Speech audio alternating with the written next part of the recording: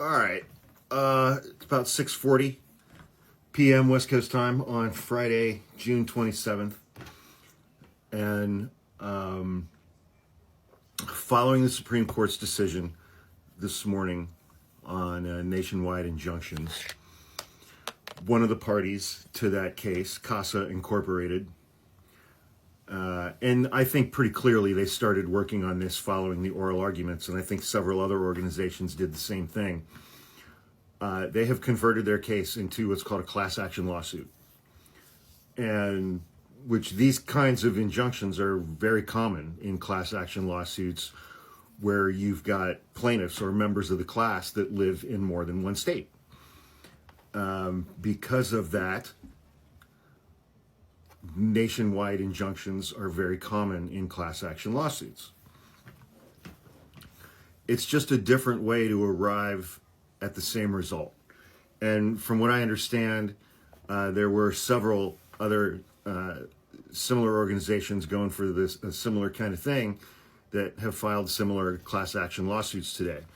So I think pretty clearly they all started working on drafting those class action complaints following oral arguments in this case a few weeks back.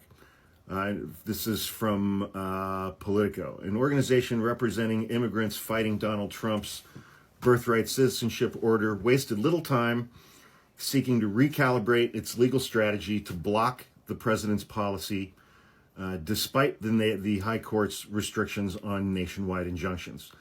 CASA Incorporated is now asking a federal judge in Maryland for an emergency block on Trump's policy, which would deny citizenship to children of some immigrants born on U.S. soil, and said it has refiled a broader lawsuit as a class action case.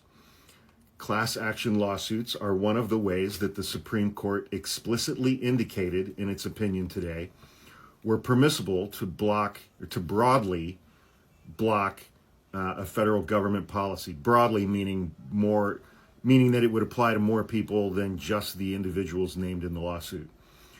It's among several exceptions or workarounds that Trump adversaries are poised to seize on after the justices sharply limited judges' abilities to issue nationwide injunctions. And again, today has been a stressful day because of the Supreme Court.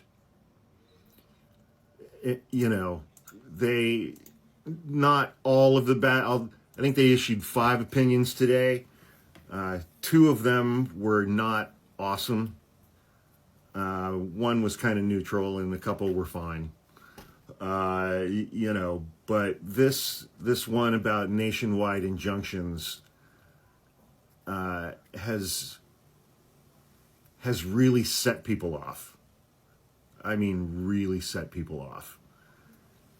And the thing that I don't understand, and I mentioned this earlier, and everybody's like, oh, well, that's because the right knows that we're never going to have an election ever again in the United States. Do you guys hear yourselves when you say shit like that? There are 330 million people in this country.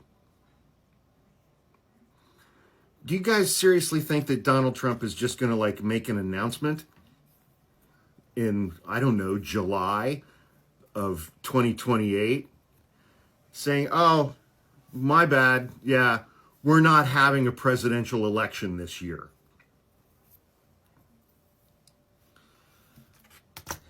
Anyway, it's been a day of tremendous anxiety and stress. It's been a day of multiple creators taking advantage of people's anxiety and stress for clicks and likes and views, conducting their own special form of emotional vampirism and monetizing people's anxieties and fears. And there are other ways to get to the result that was desired in this case. There just are. And multiple entities have filed class action lawsuits today to get to that same result. The court did not rule on birthright citizenship or Donald Trump's executive order on birthright citizenship. And even with this United States Supreme Court, they are not even this United States Supreme Court is going to put forth a ruling saying that Donald Trump gets to amend the specific language of the Constitution unilaterally without involvement of Congress or the states. It's not going to happen. It just is. It's not going to happen.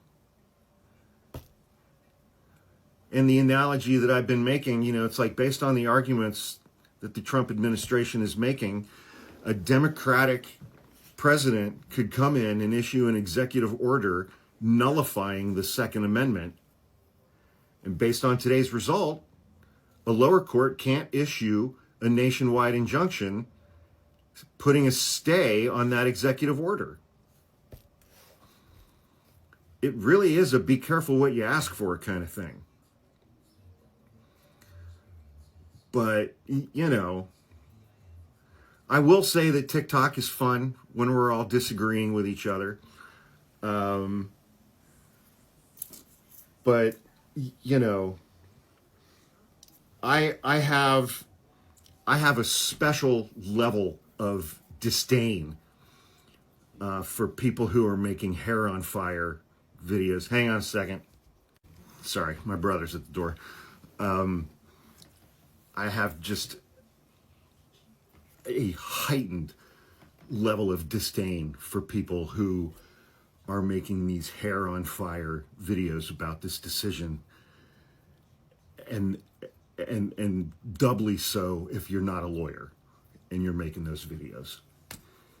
You're just fucking wrecking people's weekends, man. You just are.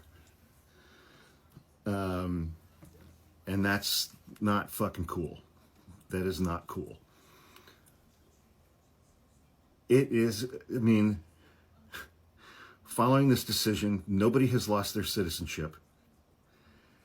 A bunch of organizations who are at the forefront of this, on this issue, on this executive order, have already filed class action lawsuits. They're already asking for emergency orders.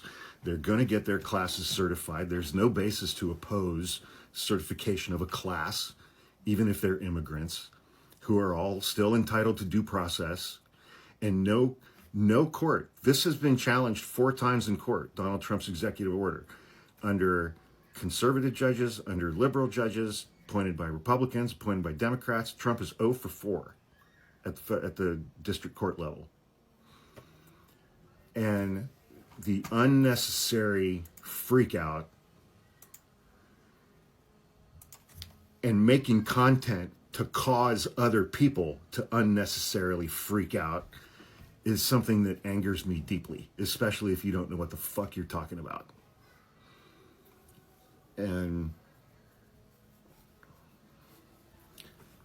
yeah, stop doing that.